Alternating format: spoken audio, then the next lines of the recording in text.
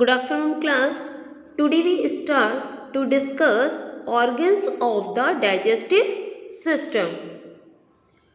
The human digestive system consists of two parts. First one is alimentary canal and another one is associated digestive glands such as salivary gland, liver and pancreas. So now we first discuss about alimentary canal. The alimentary canal is a long muscular tube extending from mouth to the anus. It consists of mouth, pharynx, esophagus, stomach, small intestine, large intestine. So now first we discuss mouth. Mouth is the beginning of alimentary canal. It is covered by upper and lower lips. It is covered by upper and lower lips. Lips help in closing the mouth while swallowing the food. There are four types of teeth present in mouth cavity that helps in the digestion. Teeth helps in the digestion of ingested food. The main function of mouth is ingested food is chewed and mixed with saliva. Different types of teeth help in mastication and grinding of food. The tongue makes the chewed food with saliva secreted by salivary gland. Saliva, which one is secreted by salivary gland and change into the ball-like mass called bolus. B-O-L-U-S. There are four types of teeth: incisor, canine, premolar and molar.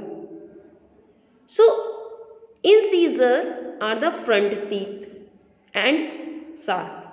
Canine are the sharpest teeth and have pointed edge. Premolar are the small teeth with two cups of their crown.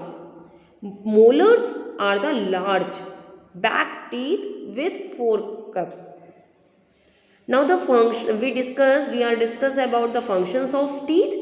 The main function of incisor, they serves to cut and bite the food. The function of canine is they are used for tearing the food. And premolar are used for crushing and grinding of the food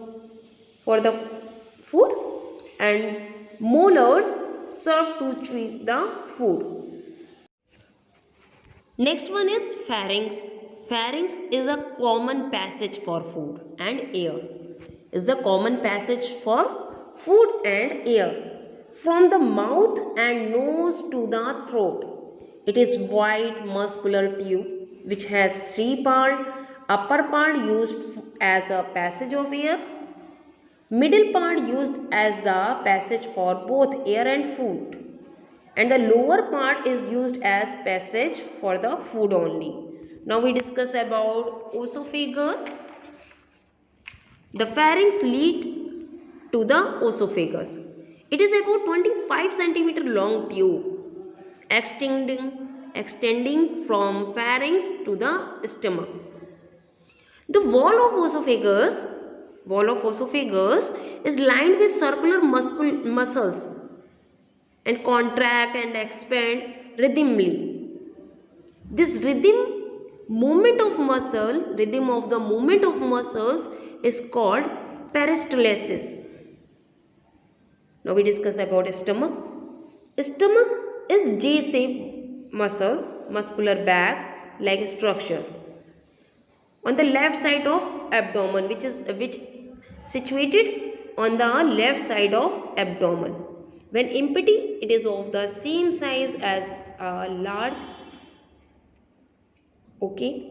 but it can stretch to size of melon. The main function of stomach is churn the food and mix it with digestive juice. After then it passes the food It also provides acid and digestive juice. Now we discuss about a small intestine. A small intestine is coiled tube about 6 centimeter long, 6 meter long and about 2.5 centimeter wide. It lies in the coiled form of abdomen. It consists of three parts: duodenum, jejunum and ileum. Duodenum is anterior part, jejunum is the middle part and ileum is posterior part.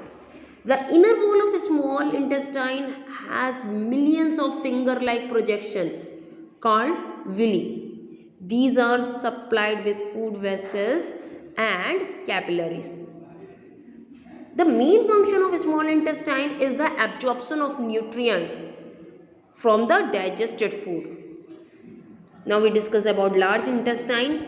Large intestine is 1.5 meter long. 1.5 meter long. It extends from ileum to the anus.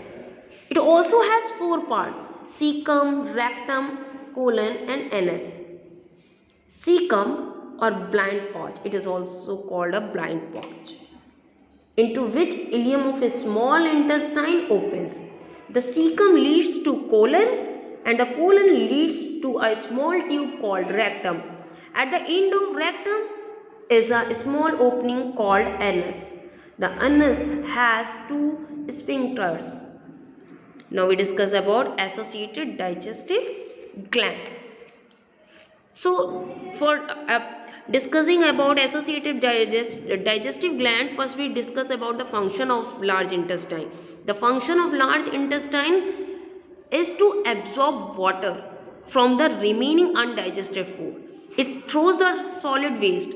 It also helps to throw the solid waste from the body through the anus. Now we discuss about associative digestive gland. The first associative digestive gland is the salivary gland. There are three salivary glands present in the mouth cavity. They are called as sublingual, parotid and submandibular glands. They secrete saliva. Salivary gland helps to secrete saliva. Saliva also helps in the digestion of carbohydrate. It helps in the digestion of carbohydrate. This is the reason when we chew a small piece of bread, for some time it becomes sweet in taste due to presence of carbohydrate.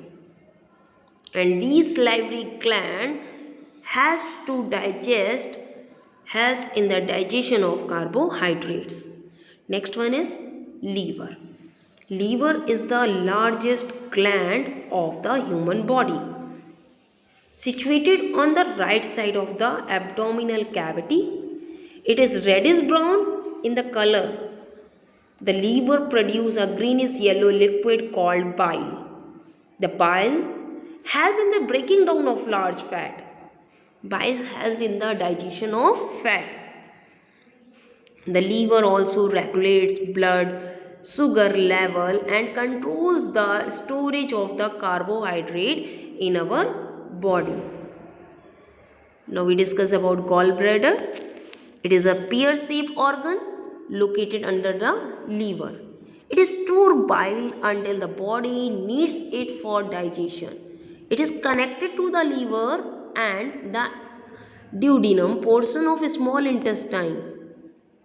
Now we discuss about pancreas. Pancreas is the second largest white colored digestive gland. It is situated behind the stomach. The pancreas secretes pancreatic juice which contain a number of enzymes such as amylase, trypsin, lipase. Amylase is a carbohydrate digestive enzyme. Trypsin is a protein digestive enzyme and lipase is a fat digesting enzyme. Now we discuss about gastric gland. These are numerous in number, situated inside on the wall of stomach.